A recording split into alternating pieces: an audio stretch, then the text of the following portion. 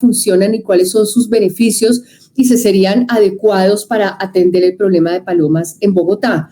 Y cuando hablo del problema de palomas, hablo básicamente de tres situaciones, que son la sobrepoblación, o más bien, digamos, la natalidad descontrolada, porque al no existir una línea base, uno no puede hablar en términos técnicos de sobrepoblación, digamos, la natalidad descontrolada, las enfermedades de las que son víctimas, que lleva a que mueran en cualquier esquina, víctimas de viruelas, en fin, de múltiples patologías que las aquejan, aparte de agresiones humanas.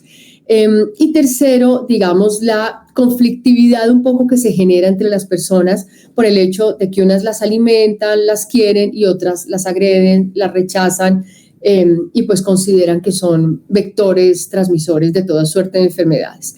Entonces, los palomares pues nos han parecido una estrategia interesante, viable, económica, que además tiene, digamos, mucha riqueza, yo diría como, digamos, socioambiental, porque no solamente permite atender estos problemas que mencioné, sino que además generan, digamos, un valor agregado que es, digamos, como la empatía frente al animal, y como un sentido de pertenencia frente a esa estrategia, porque los palomares son unas estructuras muy sencillas, muy bonitas, que se instalan particularmente como en zonas de media, digamos, aglomeración de palomas, que a la gente le parece bonito y como que la tendencia es a cuidarlo, y eso hace que cambie la percepción sobre la paloma.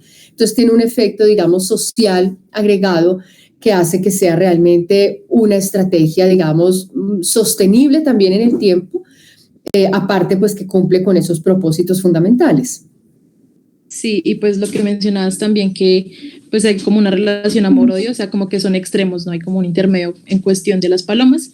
Y pues también te quería preguntar, ¿crees que hubo una buena gestión en esta y en alcaldías anteriores con respecto a las palomas?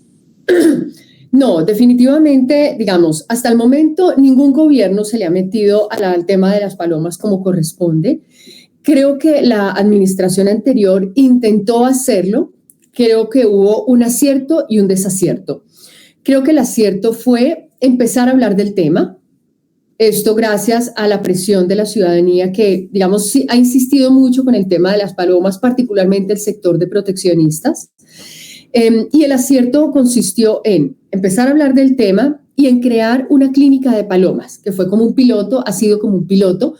Es una clínica que funciona en Usme. Creo que eso es desacertado, porque pues lo mandó a un sector, a un extremo de la ciudad. Bien pudieron poner la clínica de palomas en un punto central de la ciudad, hacer, por ejemplo, un convenio con la Universidad Nacional por ser una institución pública, estar situada en el centro de la ciudad, tener experiencia en el tema. La Universidad Nacional tiene una facultad de medicina veterinaria y zootecnia y tiene además experiencia con URRAS, que es la Unidad de Rescate y Rehabilitación de Animales Silvestres. Entonces tenía todo para poder habilitar ese punto, pero decidieron hacerlo en una sede de la Universidad Antonio Nariño, que está en el extremo de la ciudad. Entonces, si alguien ubica una palomita que está en el norte, no se va a ir hasta Usme, que son 3 horas de viaje, de ida y vuelta, otras tantas para llevar a la paloma. El desacierto creo que consistió básicamente en el mensaje nocivo que mandó. al hablar de palomas como plaga, como vectores, y al, digamos, priorizar un enfoque que creo que fue equivocado, que fue el de dejar de alimentarlas. Yo creo que cualquier política pública que castigue la solidaridad ciudadana es equivocada. Y la gente alimenta a las palomas por un sentimiento de empatía, por un sentimiento de afecto, de compasión, de solidaridad, que no se puede castigar. Distinto habría sido decirle a la gente, no alimenten a las palomas, porque ese alimento que se les da no les hace bien, les genera diarreas, les genera problemas estomacales. En cambio, aliméntenlos con estas semillas. O distinto habría sido, no las alimenten porque nosotros, Instituto de Protección Animal, en aquella época gerencia, las vamos a alimentar.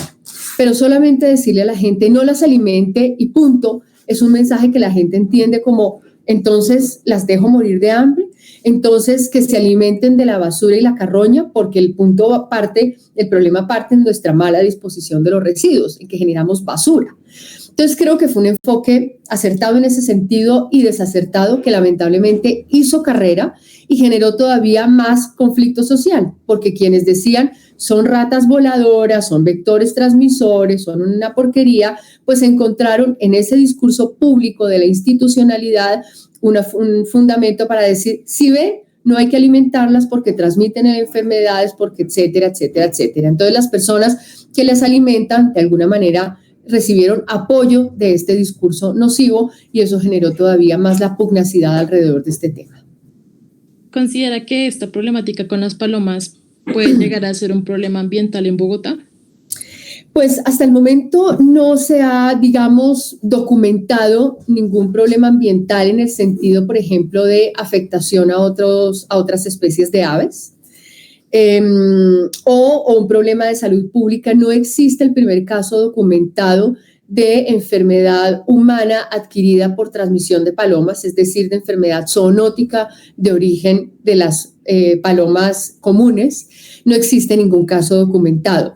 Sí se ha documentado, es decir, ya están documentadas todas las enfermedades que padecen las palomas, particularmente las viruelas, todo el espectro de viruelas, que es lo que generalmente las mata y por lo cual las encontramos arrinconadas en la calle, digamos, enjutas, moribundas, pero no existe todavía ningún caso documentado que permita hablar de las palomas como un problema de salud pública o como generadoras de un problema ambiental. Digamos, todos son especulaciones. Las palomas son animales sinantrópicos, lo que quiere decir que no son domésticas, no son silvestres, sino que han aprendido a sobrevivir en entornos humanos y que dependen de lo que generemos nosotros como seres humanos para su subsistencia.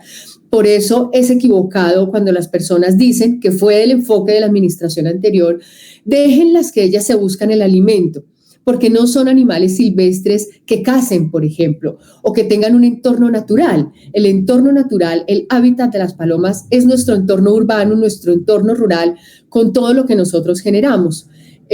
Cuando decimos que vayan y busquen el alimento casi con una visión, digamos, romántica, que es muy equivocada, es como si fueran animales silvestres que van y cazan en unas zonas verdes, nada más equivocado que eso. Las palomas anidan en los lugares que nosotros les ofrecemos, que es nuestro inmobiliario, nuestras edificaciones, se alimentan de lo que nosotros les ofrecemos, que es basura, y por eso, digamos, se han convertido en animales carrañeros que tienen unos tremendos problemas digestivos, que les generan diarreas, que son las que terminan, pues, digamos, generando corrosión y dañando ciertas edificaciones. Todo el problema nace de nosotros. Por eso los palomares son una alternativa interesante, toda vez que alrededor de estas pequeñas estructuras lo que se hace es sembrar esas semillitas que las nutren adecuadamente, digamos, disminuyen ese problema o controlan ese problema de las diarreas, centralizan la anidación y permiten hacer el control de huevos, que es finalmente lo que conllevaría a ser un control ético y humanitario de la población. Sí, hay que pues generar conciencia, por lo mismo que te decía, como que una relación amor-odio con las palomas.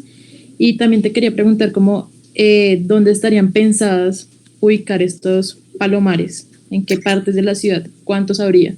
Sí, bueno, el Instituto de Protección Animal ya tiene un estudio sobre cuáles son los puntos de alta, media y baja concentración. Esos puntos de media concentración, digamos, en todas las localidades hay de las 3 categorías. La idea sería iniciar con la instalación de algunos palomares en estos puntos de mediana concentración, que son normalmente parques, conjuntos residenciales, digamos, lugares donde hay actividad humana, precisamente porque ahí hay comida, y donde hay también sombra.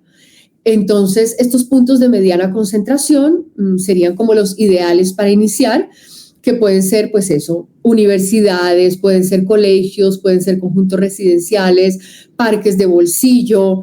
Esos serían como lugares indicados para empezar, lugares que tengan además una zona verde que permita hacer la siembra de estas semillas. Y donde el palomar, digamos, se integre también como con la naturaleza. Por eso sería muy bello y adecuado poder poner estos palomares en lugares donde haya árboles que permitan, digamos, que el palomar quede como integrado en un pequeño ecosistema. Y esto pues tiene, por supuesto, alrededor un programa, un manejo sanitario que realmente es muy sencillo. Se requiere simplemente capacitar a un muy poco personal, que no requiere tener una formación básica de ningún tipo, para que haga el reemplazo manual de huevos, haga la limpieza de los palomares y bueno, ya digamos todo el tema técnico alrededor del palomar, los materiales, el diseño, eso ya pues está estudiado y ya digamos existe una fundamentación sobre cuál es el diseño más adecuado de los palomares para hacer todo el manejo sanitario. Y bueno, Andrea, ya para finalizar, pues me gustaría que me comentaras como cuáles serían las soluciones para que los ciudadanos se concienticen de que las palomas pues no son un problema y pues que hay que cuidarlas.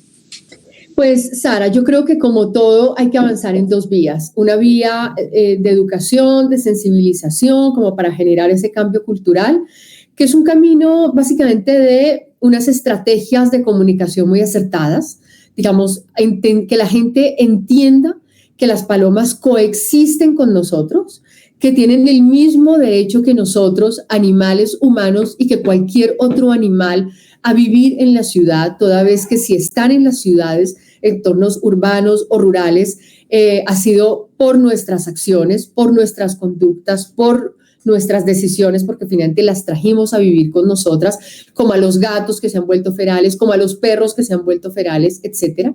Y nos corresponde a nosotros salvaguardar su existencia y procurar que se den las mejores condiciones posibles, aún incluyendo eso el control de natalidad.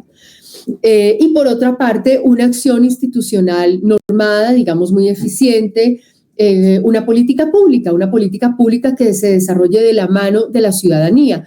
Las políticas públicas cuando se hacen con la gente, cuando incluyen a la gente como actores estratégicos en el cuidado de un río, en el cuidado del arbolado, en el cuidado de un albergue, en este caso en el cuidado de los palomares, son mucho más eficientes porque la gente genera un sentido de apropiación frente a esos equipamientos, frente a esa política y se convierten en veedores y se convierten en vigilantes de ese pequeños, digamos, construcciones, edificaciones y del funcionamiento de la política. Entonces yo creo que sensibilización, cultura, educación, por otro lado, digamos, esa política pública y una línea que siempre tiene que existir, que es lo que coloquialmente llamamos el garrote, en la política de la zanahoria y el garrote, que son, por supuesto, las sanciones frente a las agresiones, por ejemplo, de envenenamiento, que son relativamente frecuentes, para, pues, digamos, ponerle coto a esas conductas violentas que son contrarias a la convivencia y al respeto a los animales. Y un elemento adicional, Sara, que debería acompañar el tema de los palomares, son los sistemas no cruentos de antiperchamiento, por ejemplo. Digamos que también eso a la gente le molesta, entonces le parece fácil poner un pegamento y poner unos chuzos, que no solamente es terriblemente agresivo en una ciudad, sino que pues claramente causa la muerte de estos animales en condiciones además terriblemente crueles. Entonces ya los sistemas de antiperchamiento incruentos existen, eso ya se inventó también y qué bueno sería que la gente pudiera instalar estos sistemas de antiperchamiento, por ejemplo, en conjuntos residenciales, si es que les molestan que las palomas aniden. Sí, pues hay que cuidar a las palomas porque pues al fin y al cabo nosotros las trajimos acá, tenemos que cuidarlas. Exacto. Bueno, pues muchísimas gracias, Andrea, muchas gracias por recibir nuestra invitación, por estar acá con nosotras, por comentarnos sobre este maravilloso proyecto para cuidar a las palomas y que tengas un buen día. O sea, muchas gracias por todo, de verdad. Muchísimas gracias a ti, Sara. Fue muy agradable hablar de este tema. Me encanta porque además no es un tema frecuente el de las palomas.